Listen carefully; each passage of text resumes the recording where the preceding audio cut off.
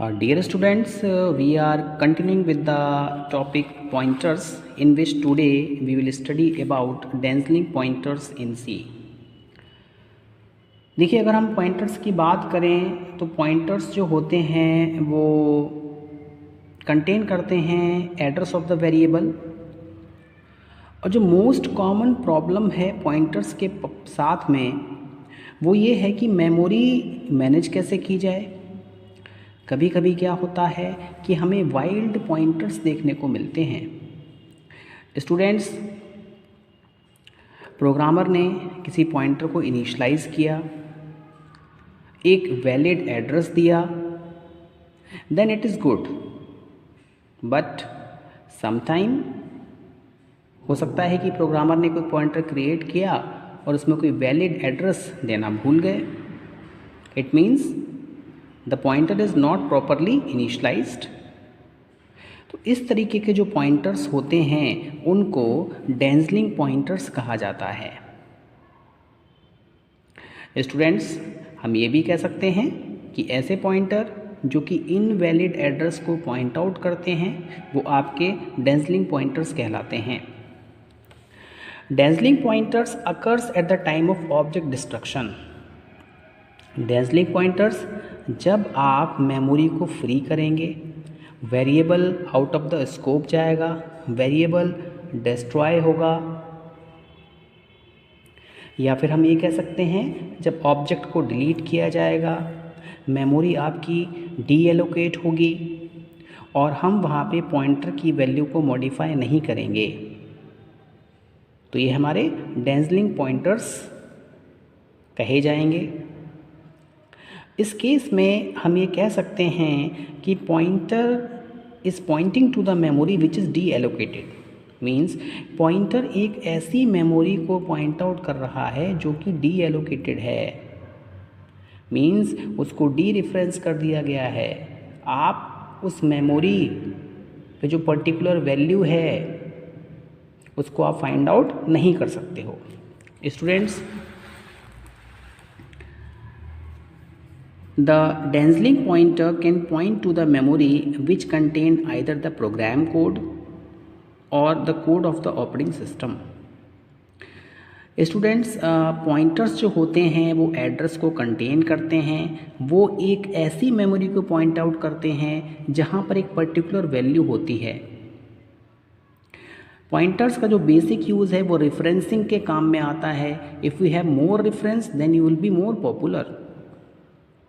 Students, pointers जो होते हैं वो प्रोग्राम कोड को पॉइंट आउट करते हैं और कभी कभी क्या होता है कि ऑपरेटिंग सिस्टम इनसाइड बहुत सारी प्रोसेसिंग करता है। फॉर एग्जांपल चाइल्ड प्रोसेसेस को कॉल करता है, या फिर आप कह सकते हैं कि यूज़र मोड से सिस्टम मोड में अगर आप जाते हैं तो कहीं ना कहीं उसका रेफरेंस भी सेव होता है। Students, we assign the value to this pointer. अगर हम ऐसे पॉइंटर को कोई वैल्यू असाइन करते हैं जिसमें ऑलरेडी पहले से कोई एड्रेस अवेलेबल है, तो यहाँ पर क्या होगा, ओवर राइटिंग हो जाएगी। जो प्रोग्राम का कोड है, जो वैल्यू है, या फिर ऑपरेटिंग सिस्टम की जो भी इंस्ट्रक्शंस सेव हैं उनको ओवरराइट कर दिया जाएगा। In such cases, the program will show the undesirable results or may even crash.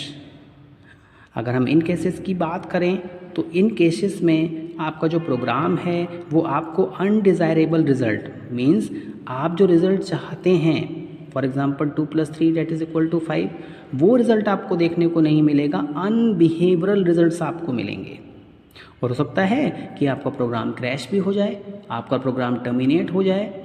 जैसे आपने देखा है कि अगर हम डिवाइड बाय 0 करते हैं तो प्रोग्राम क्या होता है, आपका टर्मिनेट हो जाता है। मीन्स वहाँ पे अनडिफाइंड रेफरेंस आ जाता है। Students, if the memory is reallocated to some other process, अगर मेमोरी को किसी दूसरी प्रोसेस को एलोकेट कर दिया जाता है, then we dereference the dangling pointer. तब हम डेंजलिंग पॉइंटर को डी रेफरेंस करते हैं और कभी कभी हमें क्या सेगमेंटेशन प्रॉब्लम देखने को मिलती है।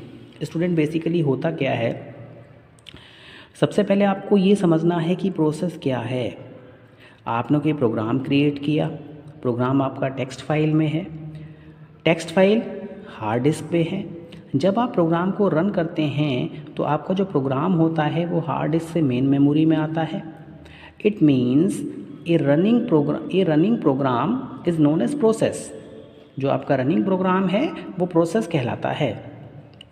सेगमेंटेशन बेसिकली क्या है, ये मेमोरी मैनेजमेंट की एक प्रॉब्लम है। देखिए मेरे पास में 2 bytes of block of memory available है और उसमें हमने केवल 1 बाइट सेव की।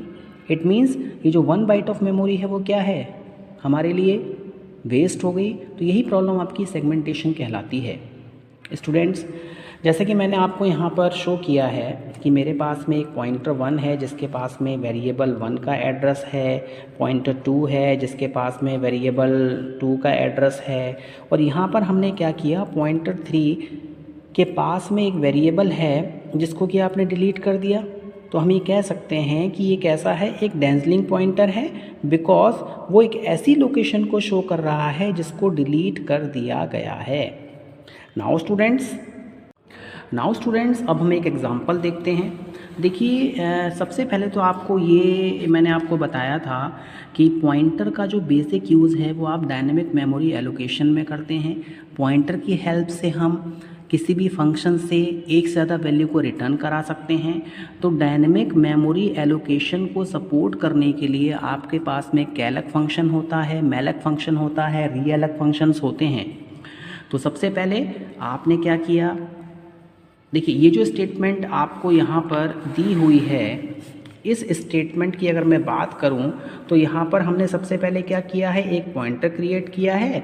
उसके बाद में यहाँ पर हमने इतने size of block, means size of int का कितना होता है, 2 ब्लॉक ऑफ मेमोरी एलोकेट कर दी गई है। अगर आपका 32 बिट है तो यहाँ पर आपको 2 बाइट ऑफ मेमोरी एलोकेट हो जाएगी, क्योंकि इंटीजर 2 बाइट को रिफ्लेक्ट करता है। 64 बिट है तो 4 बाइट्स ऑफ मेमोरी यहाँ पे एलोकेट हो जाएगी। देखिए हमने यहाँ पे इंटीजर लगाया है। बेसिकली जो हमारा फंक्शन है, ये फंक्शन किस वैल्यू को रिटर्न करके देता है, वॉइड वैल्यू को रिटर्न करके देता है। तो हमने टाइप कास्टिंग करनी है, यहाँ पे टाइप कास्टिंग की गई क्योंकि हमारे पास में जो हम यहाँ पे पॉइंटर दिखा रहे हैं वो क्या है, इंटीजर वैल्यू को शो कर रहा है। इसके बाद में एक वेरिएबल डिक्लेयर किया। इस पॉइंटर में हमने क्या किया, एड्रेस ऑफ ए दे दिया। इसके बाद हम इस पॉइंटर को क्या कर रहे हैं, फ्री कर रहे हैं। अब देखिए इस पॉइंटर को आपने फ्री तो कर दिया, बट ये जो पॉइंटर है अभी भी वहीं इस लोकेशन को पॉइंट कर रहा है जिसको आपने डिलीट कर दिया है। तो ये जो हमारा है डेंजलिंग पॉइंटर कहलाएगा। Students, malloc function is use to allocate memory. Malloc function का जो यूज़ होता है वो मेमोरी को एलोकेट करने के काम आता है। जैसा कि हमें पता है ये वॉइड को रिटर्न करता है। So we have used integer to type cast it. तो हमें यहाँ पे टाइप कास्टिंग करनी पड़ेगी, इसीलिए हमने यहाँ पे क्या किया है, इंटीजर यूज़ किया है। नाउ स्टूडेंट्स अब देखिएगा डेंजलिंग पॉइंटर किस तरीके से क्रिएट हुआ। अगर मैं इस डायग्राम को देखूं तो आपको ये पता चल रहा होगा कि मैंने यहाँ पे 64 बिट ऑपरेटिंग सिस्टम यूज़ किया है। 64 बिट ऑपरेटिंग सिस्टम में जो हमारा इंटीजर होता है वो 4 बाइट्स का होता है। तो यहाँ पर मेरे पास में एक पॉइंटर है जिसके इनसाइड एक एड्रेस दिया हुआ है 100, जो कि इस लोकेशन को शो कर रहा है। पॉइंटर का अपना एक एड्रेस है। Students, the statement free PTR deallocates the memory. अब देखिए आपने क्या किया, फ्री पॉइंटर का यूज़ किया। आपको यहाँ पे एक बात ध्यान में रखनी है कि जो हमारी सी लैंग्वेज है उसमें स्टैटिक एलोकेशन होता है। आपने कोई वेरिएबल अगर क्रिएट किया तो कंपाइलेशन टाइम पर ही उसको मेमोरी मिल जाती है। बट अगर आप डायनेमिक मेमोरी एलोकेशन करना चाहते हैं, मीन्स रन टाइम पर आप किसी वेरिएबल को मेमोरी प्रोवाइड करना चाहते हैं, तो आपको वहाँ पे मैलक फंक्शन, कैलक फंक्शन, रीएलक फंक्शन की हेल्प लेनी होती है। यहाँ पे मोस्ट इम्पॉर्टेंट बात ये है कि अगर आप डायनेमिक मेमोरी एलोकेशन कर रहे हैं तो ये आपकी रिस्पॉन्सिबिलिटी है कि उस जो भी मेमोरी आपने डायनेमिकली एलोकेट की है उसको आप फ्री करें। अगर आप ऐसा नहीं करेंगे तो उस मेमोरी को आप दोबारा यूज़ नहीं कर पाएंगे। स्टैटिक एलोकेशन हो रहा होता है तो वहाँ पे कंपाइलर सारी चीज़ों को देखता है। नाउ स्टूडेंट्स, हमने क्या किया, इस पॉइंटर को फ्री कर दिया। अब जब हमने इसको फ्री किया तो ये मेमोरी के जो ब्लॉक्स थे वो यहाँ पे डिलीट हो गए।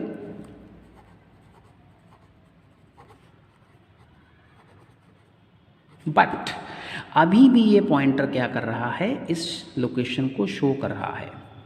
Students, pointer is pointing to deallocated memory, ये डी एलोकेटेड मेमोरी को पॉइंट कर रहा है, इट मीन्स ये डेंसलिंग पॉइंटर है।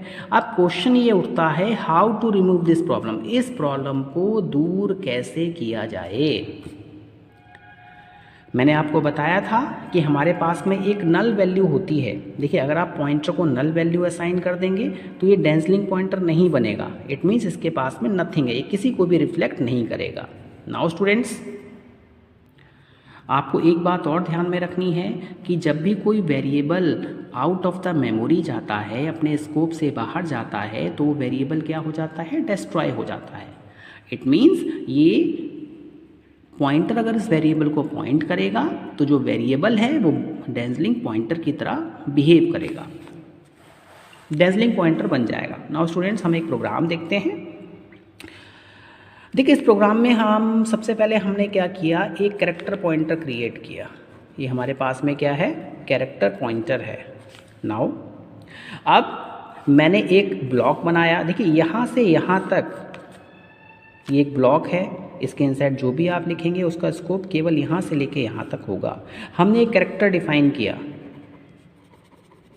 For example A. नाउ अब जो मैंने यहाँ पे ये जो कैरेक्टर पॉइंटर बनाया था, ये इसके लिए ग्लोबल हो गया। अब इस कैरेक्टर पॉइंटर में आपने क्या किया, एड्रेस ऑफ ए दे दिया। नाउ स्टूडेंट्स, जैसे ही हम इस ब्लॉक से बाहर आएंगे, अब ये वेरिएबल केवल यहाँ से लेके यहाँ तक अवेलेबल है, बट जब आप इसको यहाँ पे प्रिंट कर रहे हैं तो वैल्यू प्रिंट नहीं होगी, ये आपका एक डेंसलिंग पॉइंटर बन जाएगा। A goes out of the scope, यानी कि ए क्या है, ए का जो स्कोप है वो केवल इस ब्लॉक में अवेलेबल है, बट आप इसको बाहर एक्सेस कर रहे हो, तो ये आपका एक डेंसलिंग पॉइंटर है। आपको यहाँ पर अनडिजायर्ड रिजल्ट देखने को मिलेंगे।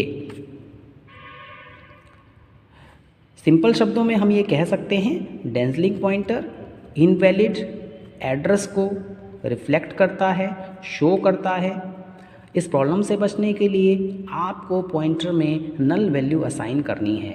Hope you have understood this one. Thank you very much.